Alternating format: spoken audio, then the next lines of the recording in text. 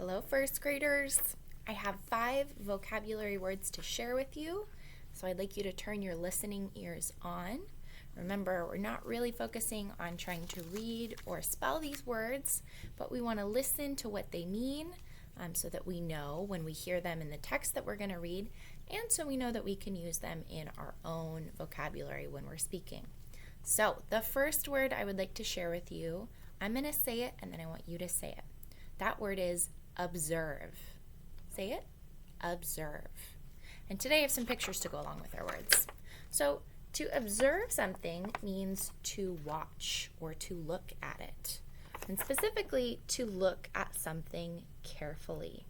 So you might like to observe something out of a window. When you look out the window, you're observing. Or you might like to observe the night sky. In this picture, we see that these people here, what are they looking at? They're observing these students. Okay? Next word is, I'm going to say it, you say it, outline. Outline. The outline of something is a line that you could draw around the outside shape of something, right? So the outside shape of an object. Here in this picture, they drew an outline of the shape of the United States, our country, and it's a shape of the flag.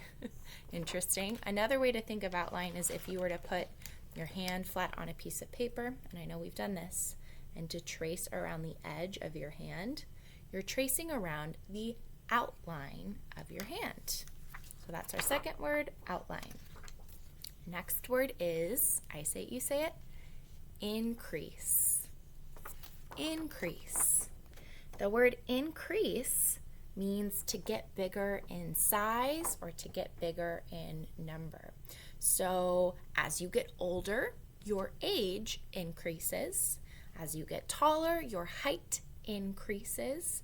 And in this photo, we can see these spoons.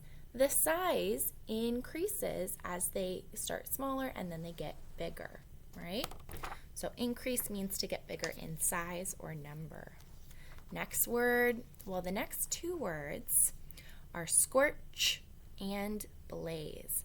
And their meanings can be a little bit connected, or they're usually used when we're talking about a similar topic. So I want you to pay close attention to which definition goes with which word. So the first word I'm going to say, I want you to say it back. You ready? Scorch. Scorch. So scorch means, well, it's something that can happen if there's too much heat and not enough water. So scorch means to burn or to dry up. Take a look at this picture. This picture shows some land and it's all cracked and really, really dry. It needs some water. It is scorched. And maybe it was scorched by a fire, or maybe it was scorched by the hot sun. We're not sure. But scorched means too much heat, not enough water. So if you have plants at home, or you can just think of plants, if there's too much sunlight, it gets too hot, those leaves can burn. They can get scorched. So scorch is one word. The other word that's kind of similar, or at least we use it sometimes when we're talking about a similar topic, is the word blaze. Will you say that with me, please? Blaze. So blaze is a word that can be used in a few different ways. In our story today, it's going to mean to burn brightly, like a fire was blazing in the fireplace. So that word blaze can describe a bright show of color as well. And usually that color is related to the colors of fire, so reds and oranges and yellow. So blaze is something that's burning brightly and usually kind of like a fire. All right, so those are our words I would like you to listen for in today's story. We are going to, well, not story, but text. It is a nonfiction text called What Makes Day and Night. I want you to listen for those words. We'll say them one more time. You ready?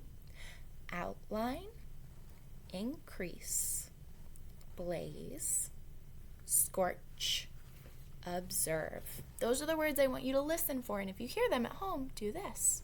All right. What makes day and night? Each morning, we see the sun rise in the sky. The day begins at sunrise. As the sun comes up, it lights up the sky and makes it look pale blue. Each evening, we see the sun set and the sky becomes dark. The night begins at sunset.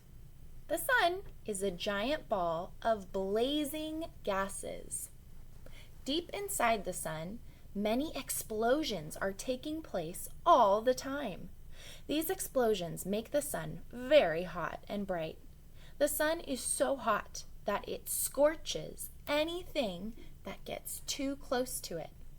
No living thing can survive on the sun. Did you hear scorch and blazed using that? Okay. During the day, the sun appears to move across the sky. In the morning, when the sun is low, you can see long shadows. The shadows are the outlines of trees, buildings, and people on the ground. At noon, the sun is at its highest point. There are almost no shadows at this time. But in the afternoon, as the sun moves downward, shadows increase in size again. So we can see here in the morning, in noon, and then the afternoon. Notice the difference with the shadows in the morning, no shadows in the middle of the day, and then shadows in the afternoon. They increase in size again. Many stories have been told to explain the way the sun seems to move across the sky. In a Greek story, Helios was the god of the sun. Each morning at dawn, he arose from the ocean in the east, bringing sunlight with him. Then he rode his chariot across the sky. Each night, he returned to the ocean in the west, taking sunlight away with him. There are similar stories from all over the world. It took a long time for scientists to understand how the sun moved across the sky. All right, one word left. Are you listening for it? While the sun seems to move across the sky, it's really not moving at all. The sun is really not moving at all. It is Earth that is moving. Each day, Earth spins around once. When the part of Earth we live on faces the sun, it is daytime. If you were in space looking at Earth, you would be able to observe this.